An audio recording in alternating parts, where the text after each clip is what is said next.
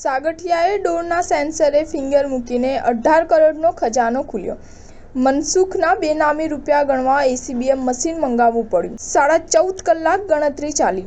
રાજકોટના TRP game zone અગ્નિકાંડના આરોપી અને મનપાના તત્કાલીન ટીપીઓ મનસુખ સાગઠિયા પાસેથી અત્યાર સુધીમાં 28 કરોડની અપ્રમાણસર મિલકતો મળી આવી છે.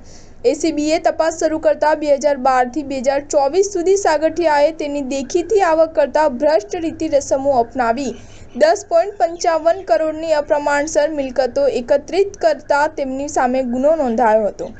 ગઈકાલે ફરી તેની ઓફિસ પર તપાસ કરવામાં આવતા વધુ 18 કરોડની બેનામી સંપત્તિ મળી આવી હતી, જેમાં રોકડ રકમ ગણવા એસીબીએ મશીન મંગાવવું પડ્યું હતું. 18 કરોડની મત્તાની ગણતરી કરવા એસીબીને 14.5 કલાક લાગી ગયા હતા. સાગઠિયાની ઓફિસ પણ હાઈટેક હતી, જેમાં દરેક દરવાજા અને ડોર સાગઠિયાની ફિંગરપ્રિન્ટ પાસવર્ડથી ખુલી રહ્યા હતા. મનસુખ સાગઠિયાને 7 દિવસના રિમાન્ડની માંગ સાથે કોર્ટમાં રજૂ કરવામાં આવતા જિલ્લા સરકારી વકીલ એસ.કે. વોરાએ રજૂઆત કરાવતા જણાવ્યું હતું કે સાગઠિયા પોતાની સમગ્ર કારકિર્દી દરમિયાનના સમગ્ર પગારની બચત કરે તો પણ તેઓ 28 કરોડ રૂપિયાની મિલકત વસાવી શકે નહીં. આ કારણે તેની પાસેથી જે મિલકતો મળી આવી છે તે ખરેખર તેની બેનામી ખરીદેલી છે કે આવી મિલકતના તેઓ રખેવાળ છે, તેની ઊંડાણપૂર્વક તપાસ કરવી જરૂરી છે.